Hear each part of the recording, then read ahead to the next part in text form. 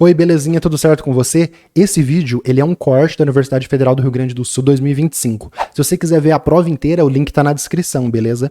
E se esse vídeo valer a pena pra você, não perde a chance de se inscrever no canal, dar aquela curtida que me ajuda demais, maravilha? Vamos pra resolução? Beleza, continuando, né? Passando de página. Questão 33, 34, você já vê aqui, ó, que a questão 33 é grandona, tem um monte de molécula, então vamos lá. Questão 33, cortei e joguei para cá. Universidade Federal do Rio Grande do Sul, 2025. Questão aí de bate o olho, né? Geometria molecular, pessoal. Geometria molecular é sempre questão média para difícil para cima, tá? Eu considero um tema difícil, o pessoal tem dificuldade de enxergar. Vamos com calma que a gente vai conseguir achar a geometria molecular de todo mundo que tá aqui. A prova deu tabela periódica, então a gente tem que ficar consultando a tabela periódica para fazer essas geometrias. Então vamos lá. Na coluna da esquerda abaixo estão listados compostos moleculares e no da direita, aí vem aqui e continua, né? Eu cortei possíveis geometrias moleculares, considerando que pode haver repetição, associa a coluna da direita, à da esquerda. Então já classifiquei a questão como difícil, tá? Vai ter questão da expansão da regra do octeto, contração da regra do octeto, vamos lá que a gente vai entender. Então vamos começar aqui. Primeira coisa, quais são os nomes dessas geometrias? A gente fazer com calma a questão, tá? Na hora você faria bem mais rápido. Essa geometria aqui, né, que o átomo central azul e um átomo que tá ligado com ele tá para um lado e outro tá para o outro, é geometria linear. Essa daqui, essas duas são moléculas triatômicas, né? Então tem 3 átomos e essa também tem 3 átomos. Só que nessa daqui o átomo central tem um par de elétrons a mais. E aí vai pegar esses dois ligantes e vai empurrar para baixo. Esses dois ligantes rosinha vai formar um ângulo, geometria angular. A geometria angular, esse átomo central pode ter 1 ou 2 pares de elétrons. Aqui eles mostraram apenas a geometria angular com um par de elétron. Aqui, uma molécula tetraatômica, né? Então você tem um átomo central e mais 3, você tem 4 átomos. Esta molécula é tetraatômica e esta molécula aqui é tetraatômica. Nessa, o átomo central tem 3 ligantes. Ele vai fazer o quê? Vai colocar a máxima distância possível entre esses ligantes. Então, um para um lado, outro para o outro, outro para cá. Vai formar ângulos aqui de 120 graus. Essa geometria é chamada de trigonal. Se esses 4 átomos estiverem ligados e o átomo central, né, o azulzinho, tiver um par de elétrons, ele vai empurrar esses 3 ligantes para baixo para aumentar a distância entre os 4 grupos. Quais são os 4 grupos? Os 3 átomos rosinhas ligados e o par de elétrons que está aqui em cima. E aí ele vai formar essa geometria que chama piramidal. Tem uma base aqui, ó, e forma como se fosse uma pirâmide, tá vendo? Ó, tem uma base que forma entre esses 3 átomos ligantes rosas e o átomo central azulzinho. Aí a gente considera na geometria apenas os átomos da molécula, não considera o par de elétrons. Aí essa base com esse pico aqui forma uma geometria piramidal. Se você tiver uma molécula com 5 átomos, né, um átomo central e 4 átomos aqui conectados, é parecido com a de cima, só que agora em cima, ao invés de a gente ter um par de elétrons, a gente tem mais uma molécula. Agora não é mais uma pirâmide, seria uma pirâmide se fosse só essa parte de baixo e o átomo central. Forma um tetraedro, que é essa base e sobe aqui, parece uma pirâmide, só que forma uma figura com 4 faces iguais. Aí a gente chama isso de geometria tetraédrica, tá? Quando você tem 5 átomos, um átomo central, geometria tetraédrica. E tem essa daqui com 1, 2, 3, 4, 5, 6 átomos, né? Então uma molécula aí hexatômica, né, com 6 átomos. E além disso tem um par de elétrons aqui em cima. E aí o que vai acontecer? Você faz essa distribuição, ela forma essa geometria que chama pirâmide de base quadrada. Por quê? Vai formar uma base quadrada aqui, e é só que aqui a pirâmide está de ponta cabeça, né? Tem a ponta da pirâmide embaixo. Então esses são os nomes da geometria. Pediu isso? Não pediu, mas é que para se referir é legal você conhecer os nomes. Beleza, agora vamos entrar no exercício. Como que a gente resolve a geometria do estanho com Cl2? Então, estanho Cl2 ou vai ser 1, então você não sabe nada, ou vai ser 1 ou vai ser 2. Por quê? É o estanho com mais 2 átomos, é uma molécula triatômica. Quais dessas geometrias são triatômicas? Ou 1 ou 2, beleza? Então, o estanho vai ficar no meio e um cloro vai ficar para um lado, outro cloro vai ficar para o outro, ou um estanho vai ficar aqui. Se ele tiver um par de elétrons, o par de elétrons fica para cima, um cloro fica para baixo, outro cloro fica para o outro. NF2. Então, nitrogênio com 3 flúors, uma molécula tetratômica. Ou vai ser 3 ou vai ser 4, das geometrias que ele deu. Tem outras geometrias aí que a gente pode ter, por exemplo, tem angular com 2 pares de elétrons, que eu falei, mas das que ele deu aqui, ou vai ser 3 ou vai ser 4, que tem o quê? Um átomo central e mais 3 ligantes. Então é 3 ou é 4. Nisso, se você não sabe fazer geometria, que é uma coisa difícil, você já elimina aqui nas alternativas a D, porque ele está falando que vai ser a 5. Não tem como ser a 5, por quê? Nitrogênio, flúor, flúor, flúor, e o que é esse outro átomo aqui? Então não pode ser o 5, tá? O 5 é essa aqui de baixo. Berílio Cl2, de novo, ou 1 ou 2. Então a gente vê aqui, ó, ou 1 a 2 não elimina nada. SO3, molécula tetraatômica. Então ou 3 ou 4. Então, SO3, enxofre com 3 oxigênios, enxofre com 3 oxigênios. Tem que ver se tem par de elétrons. O SO3, sendo 3 ou sendo 4, também não elimina. E o ICl5, a gente já define qual geometria que é. Porque você tem 6 átomos na molécula. Qual dessas geometrias possíveis tem 6 átomos? Apenas a geometria número 6 aqui, que é a pirâmide de base quadrada. Então a gente vê já que a D não pode ser e a B não pode ser. Então vai ser iodo, aqui no meio, ligado com 1, 2, 3, 4, 5 cloros, e vai ter ainda um par de elétrons no iodo. A gente vai ver por que a geometria é desse jeito. A gente está fazendo por lógica, por eliminação, para como que você faria se você não soubesse como fazer a próxima etapa que eu vou fazer, que é montar as geometrias, tá? Então, apenas a 6. E o BF3 ou vai ser o 3 ou vai ser o 4, não pode ser a geometria 6, você elimina. Então, você fica entre o A, o C e o E. Bem melhor chutar em 33% do que em 20%, né? Maravilha. Agora vamos montar as geometrias de cada um. Como que você faz? Você olha lá na tabela. O estanho, né? O estanho com o cloro. O estanho, ele é um metal.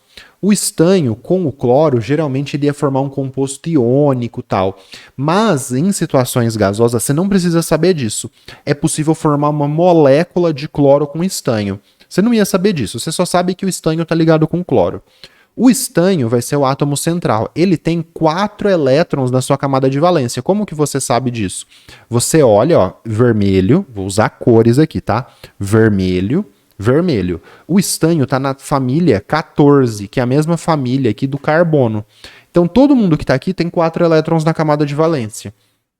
O estanho tem esses 4 elétrons. O que ele vai fazer? Ele vai pegar um elétron e vai fazer uma ligação com o cloro, vai pegar outro elétron e vai fazer outra ligação com o cloro. Por quê? Porque o cloro faz uma ligação só. Então, o estanho, ele usa um elétron para fazer uma ligação com o cloro, usa outro elétron para fazer outra ligação com o cloro e sobra um par de elétrons. Olha só o que a gente tem aqui. Átomo central, átomo central. Par de elétrons, par de elétrons. Um átomo ligante, outro átomo ligante, um átomo ligante, outro átomo ligante. Então, o SNCl2 tem a geometria 2, não é a 1, porque o estanho tem esse par de elétrons que está sobrando, que vai repelir o cloro, vai repelir os 2 cloros e vai formar esse ângulo na geometria angular. É assim que faz, a gente vai fazer isso para todos, tá? NF3, nitrogênio, verdinho aqui, ó, tá na família 15. Se ele tá na família 15, antiga família 5A, ele tem 5 elétrons na camada de valência. Então a gente já vem, ó, já vou colocar aqui perto, vai ser piramidal, mas a gente ia montando com calma. Tem 5 elétrons na camada de valência. O flúor faz uma ligação só. Então eu vou pegar o N com 5 elétrons na camada de valência, que está na 5A. Um elétron liga com o flúor, outro elétron liga com outro flúor, outro elétron liga com outro flúor. Aí vai ser piramidal ou trigonal? Piramidal. Por quê? Porque sobrou no nitrogênio um par de elétrons que vai repelir os 3 flúors e olha só, forma uma pirâmide. Tá vendo que é uma pirâmide? Flúor, flúor, flúor, nitrogênio. Geometria piramidal, fórmula número...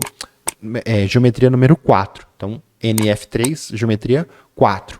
BeCl2, BeCl2, cloreto de berílio, né? O berílio, rosinha, tá aqui, ó, tá na coluna 2. Se ele tá na coluna 2, ele tem quantos elétrons na camada de valência? 2. Então o berílio tem 2 elétrons, ele tá ligado com 2 cloros. Cada cloro precisa de um elétron para fazer a ligação química. Então o berílio vai fazer uma ligação com cloro, vai fazer outra ligação com cloro. Geometria linear 1. Belezinha? Nossa! Mas o berílio, ele tá só com 4 elétrons aqui. Por quê? Quando ele compartilha, os elétrons compartilhados contam ali para estabilizar. Então, por exemplo, o nitrogênio ele segue a regra do octeto. Porque ele tem 5 elétrons, os 5 verdinhos. Essa ligação aqui dá mais um elétron do flúor compartilhado, mais um. Então o nitrogênio tem os 5 dele e mais 3 do flúor compartilhado, dá um total de 8 elétrons. Então aqui, ó, por isso que tá a regra do octeto, contração e expansão. O nitrogênio, ele segue a regra do octeto. Então a maioria dos elementos seguem a regra do octeto. Quem que se estabiliza com menos de 8 elétrons, né? Então, o boro, que vai ser o último aqui que a gente vai fazer, o boro, o berílio, eles se estabilizam com menos elétrons do que 8. Então, isso é chamado, você não precisa saber com detalhes, mas isso se chama contração da regra do octeto.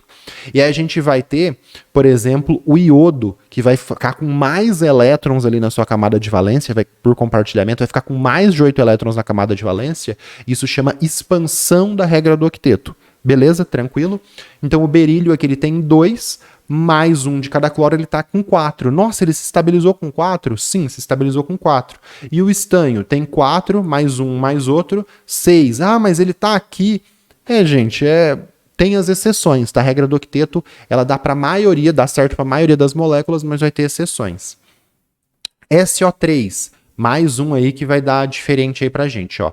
S tem 6 elétrons na sua camada de valência. Por quê? Porque ele está na coluna 6A. Aí o oxigênio, ele precisa só de um elétron para fazer a ligação, igual o flúor, igual o cloro que a gente fez antes? Não. O oxigênio precisa de 2 elétrons, ele vai fazer uma ligação dupla. Então o que acontece? O enxofre, ele vai usar 2 elétrons para fazer uma ligação com o oxigênio, outros 2 elétrons com o outro. Então vamos voltar, ó. 2 elétrons com oxigênio, 2 elétrons com outro e 2 elétrons com outro. Ele estabilizou os 3 oxigênios formando SO3. Sobrou algum par de elétrons nele para ele ficar piramidal? Não. Aqui, o enxofre tá com quantos elétrons na camada de valência? Os 6 dele, mais 6, né? Ó, 1, 2 do oxigênio, 3, 4 do oxigênio, 5, 6 do oxigênio. Tá com 12 elétrons compartilhados ali. Nossa, mas por quê? Porque ele pode expandir e desobedecer a regra do octeto. Então ele tá fazendo ligações duplas aqui. Um outro jeito que o pessoal mostrava isso daqui antigamente era com uma setinha. Eles pegavam um enxofre, faziam uma ligação dupla com outro oxigênio, aí seguiu a regra do octeto. Ao invés de montar outra dupla e montar outra dupla, eles colocavam uma seta para cima aqui e outra seta para cá e falava que era ligação dativa. Não é correto fazer isso porque todas essas ligações aqui SO são iguais. Então não tem uma que é uma dupla e outra que é diferente que você faz com uma seta. E o pessoal falava que esse par doava para o oxigênio. Pensa assim, estabiliza quem está em volta e vê quantos elétrons tem no cara central. Antigamente tinha isso de ligação coordenada, ligação dativa. Tem muitos professores que usam ainda hoje porque fica um pouco mais fácil de ensinar, mas não é correto, tá? Todas essas ligações são ligações duplas, ligações covalentes. O enxofre está com 12 elétrons na camada de valência porque ele não segue a regra do octeto. Beleza? Quando vai descendo, a regra do octeto, pessoal, lembra que é só para esses caras aqui, ó, carbono, nitrogênio, oxigênio, flúor. Foi muito para baixo aqui, né? E usar metais quando perde os metais quando perde elétrons. Foi para baixo na tabela, foi pro berílio e pro boro, já zoou a regra do octeto, tá? Beleza. ICl5, nossa, como que ele vai ficar desse jeito? Então, iodo, ó, tá lá embaixão. Tá lá embaixão, já não vai seguir a regra do octeto mais. Tá na coluna 17. Se ele tá na coluna 17, amarelinho aqui, ó, eu coloquei 7 elétrons em volta. O iodo, ele só precisaria normalmente, por exemplo, o cloro, tem 7 elétrons também. O iodo, o cloro, o bromo, o flúor, eles querem fazer geralmente só uma ligação química para compartilhar o elétron e ficar com 8 elétrons e estabilizar com 8 elétrons e seguir a regra do octeto. Mas vai ter casos que ele vai fazer mais ligações do que está no normal e vai expandir a regra do octeto, que é o caso aqui, ó, ICl5. O I tá ligado com 5 cloros. Aí você pensa, os que tá em volta vão seguir a regra do octeto. Então, cada cloro precisa de um elétron. Então, vamos lá, ó. Iodo, 1, 2, 3, 4, 5 cloros. Usei 5 elétrons do iodo para fazer essas 5 ligações e sobrou um par de elétrons no iodo. Quantos elétrons tem na camada de valência do iodo? Então, ele tem 7 dele, 7, 8, 9, 10, 11, 12 também. Então ele está com 12 elétrons na camada de valência aqui. Expandiu a regra do octeto. E aí ele vai ficar no meio, vai ficar nessa geometria. Um cloro para lá, outro para cá, outro para cá, outro para cá. Vai formar esse quadrado.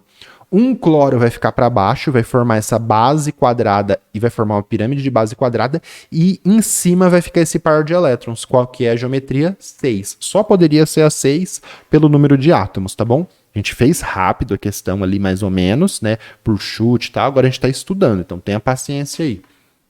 BF3, o boro tá aqui, ó, marronzinho. Tem 3 elétrons na camada de valência. 3 elétrons na camada de valência. Cada flúor faz uma ligação. 1, 2, 3. O BF3 ele vai ter essa geometria aqui, ó, igual a do SO3. O BF3 vai ficar com essa geometria trigonal. Não está sobrando nenhum par de elétrons para virar piramidal. O boro forma a geometria, então, trigonal. E qual o número de elétrons na camada de valência que ele tem? Os 3 dele, mais 1, 2, 3 de cada flúor. Ele se estabiliza com 6 elétrons na camada de valência, essa contração da regra do octeto. Então, berílio, boro se estabiliza com menos de 8 elétrons, carbono, nitrogênio, flúor, todo mundo aqui se estabiliza com 8. Enxofre, iodo, geralmente, né, o enxofre faz 2 ligações, porque está na coluna 16, igual ao oxigênio. O iodo geralmente faz uma ligação, igual ao cloro, igual ao flúor, mas como eles já estão lá para baixo, eles podem bagunçar a regra do octeto. Beleza? Aí a gente vê aqui, né, 2, 4, 1, 2, 4, 1, pode ser a C ou pode ser a E, 3, 6, 3, 6, pode ser a C ou pode ser a E. O desempate saiu na última geometria do trifluoreto de boro, o BF3, que tem geometria trigonal, alternativa E, difícil. Essa questão aqui você teria que fazer com calma para não se confundir. 4 minutos, difícil fazer nela, né? Mas dá para você fazer ali uns 4, 5 com calma, tá bom? Questão difícil. Geometria eu sempre acho difícil fazer isso daqui. Eu sou professor de química, faço tranquilo, mas aí você tem que ter esse macete, olhar na tabela, ver quantos elétrons tem, estabilizar os ligantes em volta, lembrar, flúor, cloro, bromo geralmente faz uma ligação, oxigênio faz 2, estabilizou, vê, e aí você compara com as geometrias que você conhece ou que ele te deu, tá bom? Sugestões aí para você ficar craque em geometria molecular. Uma questão da Universidade Regional do Cariri, de geometria, também considerei de dificuldade muito alta, tá? Aqui ele não deu as geometrias, ele só deu as moléculas e você tem que conhecer essas geometrias que ele deu aqui e achar qual geometria de cada uma. Difícil também, tá? Mais difícil do que essa porque ele não deu as geometrias e não dá meio que pra você eliminar a alternativa. Então, muito difícil. E uma questão insana que eu coloquei, essa tá até trocado aqui, essa dificuldade muito alta, essa daqui é dificuldade insana, tá? Eu até teria que ter colocado outra capa aqui. Essa questão, pessoal, de geometria e hibridização insana de geometria molecular da Universidade Estadual de Goiás. Se você fizer essa questão, você vai ficar ao bicho em geometria molecular, porque ela é muito difícil mesmo. Não é nem um par de elétrons que o composto tem, é um elétron só, sozinho, ele pergunta ângulo de ligação, muito difícil, tá? Só fazer a Universidade Regional do Cariri você vai ficar muito, muito bom, e essa daqui é para quem for fazer desafios maiores aí, tá bom? Vamos continuar, vamos para a próxima?